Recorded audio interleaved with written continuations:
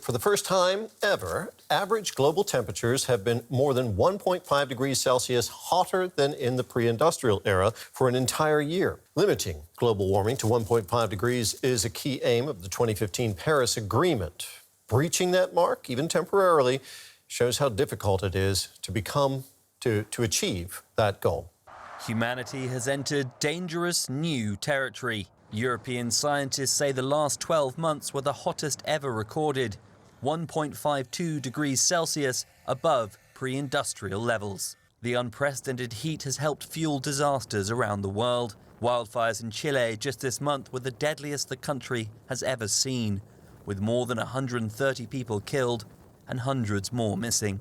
In Canada, the last wildfire season was its most destructive in history, with an area larger than the size of Greece going up in smoke. Storms like those that soaked California earlier this month have also been worsened by the rising temperatures, according to scientists. It's a blow to 240 athletes looking forward to competing on one of British Columbia's biggest stages. The alpine skiing and snowboarding events at the BC Winter Games have been cancelled because the snowpack just isn't there. BC's snowpack is about 40% below average for this time of year. Toronto broke an 86-year-old weather record Friday, reaching 14.5 degrees. And with mild temperatures again on Saturday, the annual coldest day of the year bike ride had more bare legs than usual for mid-February. Today is nowhere near the coldest day of the year. And while the weather is nice for cyclists, it's bad for drought conditions.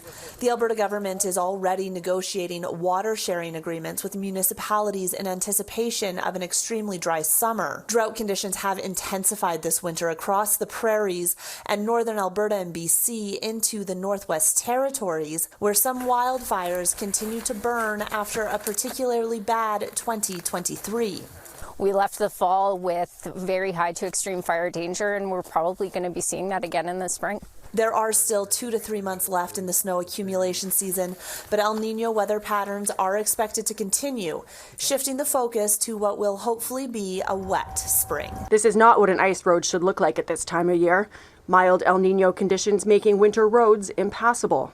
First Nations leaders from Manitoba's Interlake region declared a state of emergency this week, as several communities can no longer access supplies. Some communities now have less than a week of fuel left. I don't know what we're going to do once we run out. Anishinaabe Aski Nation in northern Ontario sounded the alarm too. Of the 30 or so ice roads in the region, only one is open to freight shipments. Construction of 20 roads has been delayed by warm weather, and 10 are open only to passenger vehicles. These road networks are built over land, but also creeks, bogs, rivers, and lakes, and all need more than 40 centimeters of ice for these trucks. Some fear this winter's challenges could soon become normal. In more southern parts of the country, including the provinces of Manitoba and Ontario, it may not be possible to even construct them at all for any short period of time. It has reopened the conversation of constructing all-season roads to many communities. Is that even feasible for a lot of these places? Oh, I'm sure with enough money you can do anything, right? And would likely see First Nations looking to provinces and Ottawa to foot that hefty bill. Ultimately, unless we reduce, slow, and eventually stop the loss of sea ice, in a very long-term picture, it is inevitable that we lose polar bears, because there's no such thing as a polar bear without sea ice. We monitored 20 polar bears on land in Wapuscet National Park, Canada. We used GPS video camera collars on them that provided us information about their behaviors and what they were eating while they were on land.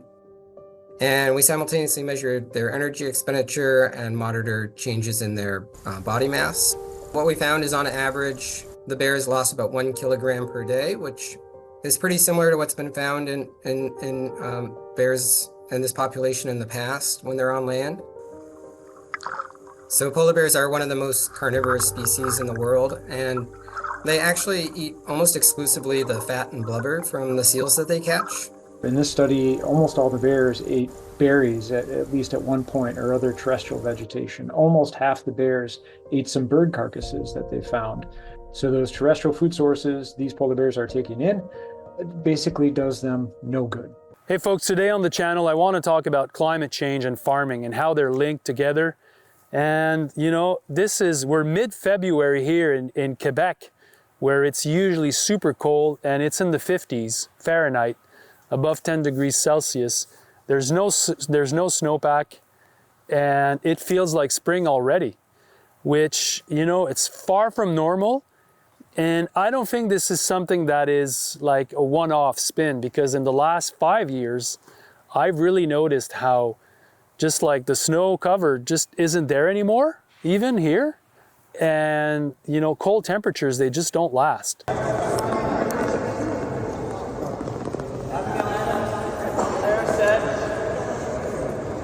are determined to foment a rebellion. We will not be held accountable to laws in which we have no voice or representation.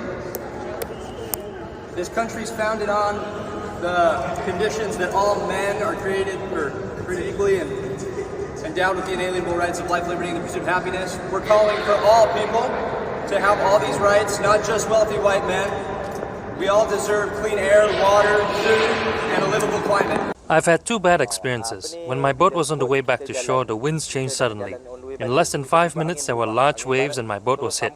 I couldn't avoid the waves. Getting hit with that, I didn't think about anything else. I only thought of getting back safely. I lost half my catch, but I didn't care. Nearshore fishing has been the backbone of coastal communities in Malaysia for generations. But that way of life is coming under threat. Changing weather patterns also mean there are fewer months where it's safe for small-scale fishermen to head out to sea. Here's what the feds say is likely to happen to North Carolina's climate by 2050. If you're holed up in Asheville, that's actually looking pretty good, with good, cool summer conservation and not a lot of winter loss. Although you should expect drenching storms. Big rains are coming to the mountains. In the middle of the state here, you're talking about maybe 4 more weeks over 95, an addition to your current hot season, with more heat also coming down by the coast. If you know what it feels like in Savannah in the summer today, that kind of warmth is going to be coming all up the North Carolina coastline. Take a look at that number to the far right, 39 degrees. That was this morning. Now on the far left, 32 degrees. That was back in January 22nd, 3 weeks ago. That's the last time DFW hit freezing. An interesting thing, forecasted lows at DFW. Yeah, keep those winter coats handy because we'll be down into the 30s tomorrow morning. And then again on Sunday, but no freezes in the forecast over the next 10 days. And that takes us to the 22nd of February. It was in January we got all our cold, all bunched in that 2-week period. A total of 12 freezes, including a temperature down to 11 degrees, one of the colder temperatures we've had in the last 3 years. But it's interesting to note, outside of that, not much in freezing. October had no freezes. November had just 1. December had just 1. We had 12 in January and none in February so far. As we take a look at some freeze facts, we've had a total of 14 freezes this season. That's about half of what we typically get in a season. That last freeze being January 22nd, your average last freeze typically isn't till March.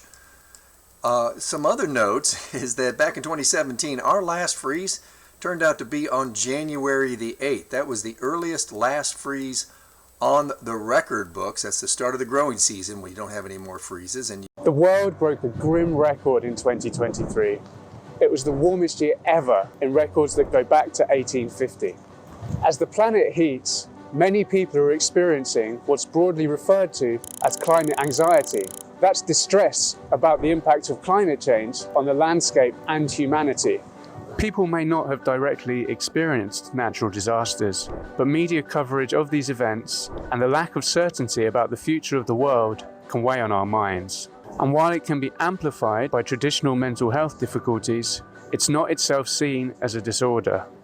After all, caring about the planet is only natural. Young people are hesitant to have children because of climate change. More than half think humanity is doomed. A recent Bloomberg survey asked people across the age spectrum about their experience of climate anxiety. Olivia, what would you say were some of the key findings? When it comes to improving your own mental health, the advice we got from experts was fairly straightforward. You can regulate your own nervous system by getting enough sleep, taking plenty of breaks, and addressing mental narratives that might be making you feel worse. Something else that helps, according both to experts and to members of the public, is getting involved in climate efforts yourself. This could include donating to a climate group or getting involved in local clean air campaigning. After all, as one expert we spoke to told us, the thing that helps is feeling like you're part of a collective. You're not the only one feeling this way. The government keeps enforcing new repressing law against us. We are here to demand a reparation fund of 20 billion euros for all those who are suffering suffering from climate disasters. If you put enough greenhouse gases into the atmosphere, you have more cyclonic type events, even in areas that didn't used to have cyclonic type events. Victoria had one yesterday. If it knocks down transmission lines, it knocks out the power, whether it's carrying renewable energy or power from the dirtiest power stations in the world down in the Latrobe Valley. It's a neutral issue. Climate change is dangerous for stability of power systems wherever the power comes from, and the only way to stop that is to stop climate change getting worse. The landslide hit the mountain village of Masara in Davao de Oro province on last Tuesday night after weeks of torrential rain. The landslide happened near a gold mine bearing homes and vehicles that were ferrying employers to the site operated by Apex Mining. As per officials, more than 300 people are involved in the rescue operations, but they have been hampered due to heavy rain, mud and the threat of further landslides in the region. This is the moment a bushfire ripped through a property in Western Victoria. It is terrifying, flames engulfing trees and sending firefighters scrambling for safety as they try to escape that danger.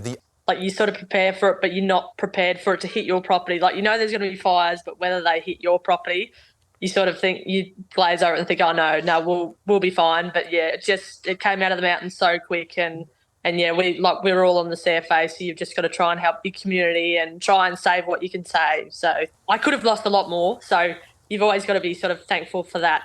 But like, neighbours lost a lot more, and obviously people in Pomona lost a hell of a lot more. So we're thankful that we didn't lose as much as we could have lost. So there's always positives you can take out of it, even though it was a real crap day.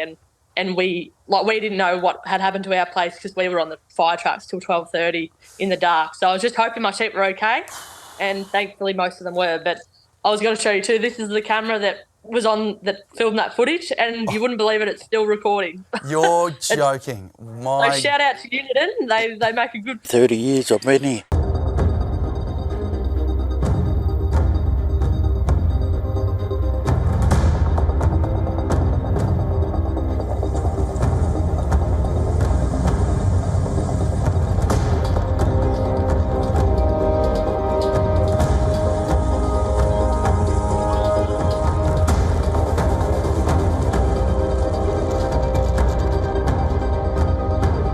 Severe sandstorms coupled with heavy snowfall have blanketed China's northwestern regions. A wave of sandstorms swept across northern China over the weekend, disrupting transportation, leaving thousands stranded. Sandstorms enveloped northwest China's Xinjiang autonomous region, reducing visibility to less than 100 meters, prompting authorities to implement traffic control measures. Storms are expected to continue throughout the region over in the coming days as well. 12,000 stranded vehicles and 32,000 passengers were relocated. Well, that wind made it feel colder than it actually was outside, but over the past couple of weeks, it's actually been well above average for this time of year. Nick and Ciara, January 2024 was the warmest January on record across the globe. According to NOAA's National Centers for Environmental Information, the global average temperature was 2.29 degrees above the 20th century average of 54.0 degrees. That ranks it as the warmest January in the global climate record and breaks the previous record from January 2016. It was the 8th consecutive month in a row in which global monthly temperatures hit a record high. It was also the second wettest January on record globally. Many areas across the world were wetter than average.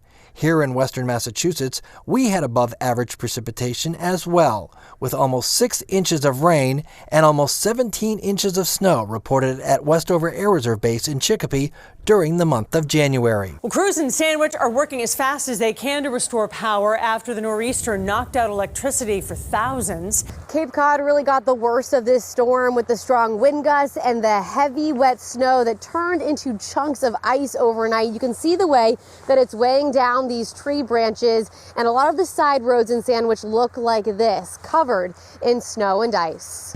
Diane lost power for 5 hours. The storm was horrible. It started out kind of light, and I said, we're not going to get this. And all of a sudden, the wind was blowing, the snow was coming down so fast. And what came down was wet and weighed a ton. Oh, it's so heavy. The snow is so heavy. In Scituate, the storm sent massive waves crashing into the crumbling seawall, sending chunks of concrete sailing. Darlene lives at its weakest point, and she wonders how many more storms it can endure. The snow was a welcome sight for kids who haven't had much to play in. We haven't had any snow on the Cape this year, and in fact, kind of for years. So, like, the kids don't get to play that often. So, yeah, it was really nice. But we're at the mercy of a lot of things we can't control. Snow isn't that good for the ice. Obviously, if it's a warm winter like we've kind of had this year in New England and in New Hampshire, we got to do what we can to ensure that the event can happen, but also work within the confines to make sure it's a safe event.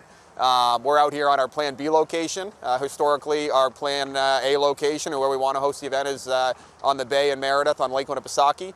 Lake Winnipesaukee is not frozen to a safe ice thickness for us to get our crews out there to maintain the ice the last 2 or 3 weeks before the event. I mean, I grew up in New Hampshire, and so driving up to the lakes in northern New Hampshire, Lake Winnipesaukee, you typically expect by January that things are fully iced over, that there's snowmobilers out there, there's ice fishing going on.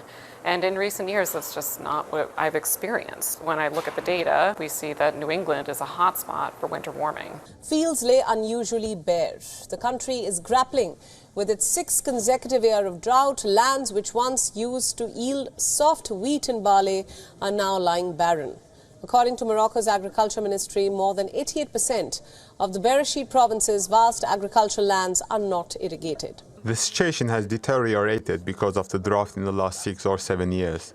There has been no rain, which we use to irrigate our lands. Since they installed fountains here in the village, which are only operational 3 or 4 days a week, people have been flocking to them in groups of 20 or 30. It is shocking to see people jostling for a little water to drink. The UN estimates Moroccans have access to just 600 cubic meters of water per person every year, which is below the water scarcity level. A World Bank report says the decrease in the renewable water resources has put the country in a state of structural water stress. The thorn tree still has a few green leaves, so the children can feed the goats.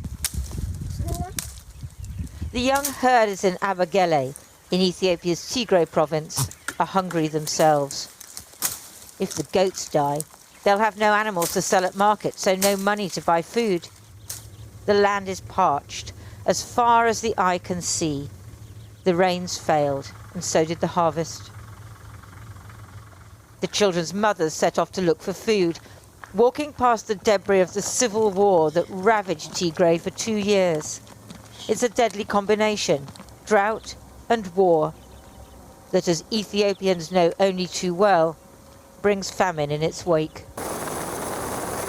This is what drought looks like in the North Shore Mountains near Vancouver. Every month, Metro Vancouver hydrologists visit weather stations to measure the snow. There's not much to measure 900 meters above sea level. Yeah, so usually we'd see about 2 meters of snow here. 2 meters, so that's like taller than me. Yeah, exactly. Over our heads. This is part of the network of reservoirs and lakes that provide Vancouver's water supply. So what it really means is that we need to start thinking already about water conservation as we move into the drier months. This isn't just happening in the Vancouver area. Right across British Columbia, snowpack is low, and there are big worries about what that could mean for spring. The latest snowpack report shows an average snowpack 61% of normal. The hardest hit areas are where most people live. Already, the province has called meetings with farmers to talk conservation. BC Hydro has had to import electricity and raise rates. Oil and gas producers told to make plans to store water for fracking operations. We have communities in local states of emergency because they don't have enough drinking water in February. That really starts to make people concerned for what that's going to look like in the summer. Higher in the mountains, the hydrologists find snow. So right now there's about 110 centimeters. About 30% of what we would usually see. There are still a couple of months of winter to go.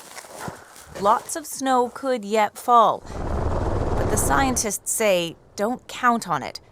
The Rideau Canal is finally frozen, but still not safe to go on. Cancelled due to global warming. There is some ice sculptures in Ottawa, we found them. Kind of melted though. On January 10th and 13th, 2 record-breaking coastal storms hit Maine back-to-back, and they led to some of the highest water levels we've ever measured along the coast since we started measuring in the early 1900s. And this sort of thing, extreme coastal flooding events, has been happening more frequently throughout the globe, and that's because sea level is rising. Looking into the future, we're expecting sea level to start rising faster.